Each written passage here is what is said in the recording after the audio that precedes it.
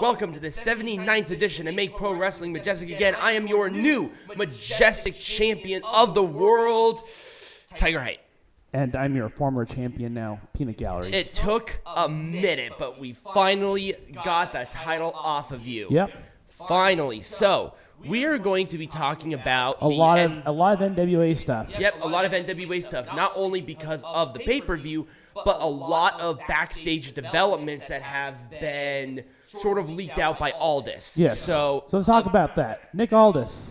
Go ahead. Well, he's having some beef right now with Billy Corgan, and it is regarding in his mind, because he's a producer, the quality of wrestling that NWA puts out. And he feels like it's not going the direction that he wants it to go. Mm-hmm. As a result of his comments, Billy Corgan suspended him, and he's no longer, he did appear last night, and he's not appearing on any of these shows. But during the show itself, another new development came out where Nick Aldis made an Instagram post stating that the product essentially is trash. Yes. He does not like the product, and Billy Corgan does not like him saying that he does not like the product. But let's talk about the NWA product as we have gone through this journey with Billy Corgan. So I can't blame him for all of it. Obviously, the pandemic probably hurt him the most out of any wrestling company because of their inaccessibility. Right. They couldn't use the studios that they were in. It took the NWA a longer period of time. It did, to open back up. So, still dealing with the cold. Yeah. So with that being said, he's trying to get back on his feet, and he probably doesn't have the budget to afford the talent that maybe would be more beholden to a higher quality wrestling promotion. And he's also had to contend with all the wrestlers that he released going to different companies. Yes. And he also has to deal with the fact that the wrestling landscape has changed somewhat in those 2 years. A great amount, yes. Actually. So, obviously, he gets the short end of the stick because he's the one with the lowest budget. Right. He is this super indie. Right. And that essentially is what NWA is and has become more of. They've become more reliant on those indie stars. And so they essentially had to start from square one. Yep. As far as Nick Aldis goes, I don't know how much power he has in terms of the financial standpoint, but he needs to put that into consideration. God. So, the thing is that Billy Corgan and Aldis have been going back and forth regarding what's going on with the situation, and Aldis claims that Corgan and Murdoch, they were saying that there was going to be no other Empower, but Billy Corgan clapped back saying, I didn't make money on it, and at the end of the day, the NWA is a business. Right. He has to have it to sustain. I'm sorry, if Empower did not make money, what would be the point of running another Empower? Right. And this is coming from a guy who really liked the show. I thought it was one of their better shows of the last 3 years. Right. But if it didn't make him money, why would you want to do it again? Right. It does not make sense to me. And Nick Aldis is the one who is paid the most. He has the most lucrative contract. Now, that one I don't think can even be argued because it's almost obvious because Aldis has been the face of the NWA for years and years. Right.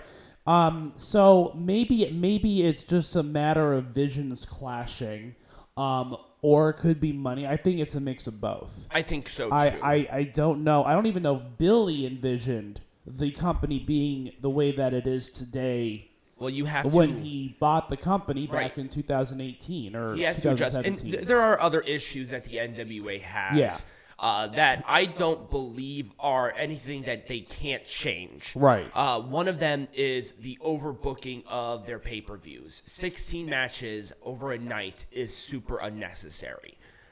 We've already talked about that in somewhat of length. I'll talk about it more because that was actually something that Aldis did bring up, was throwing everybody in the show. Right. It's not necessary. Right.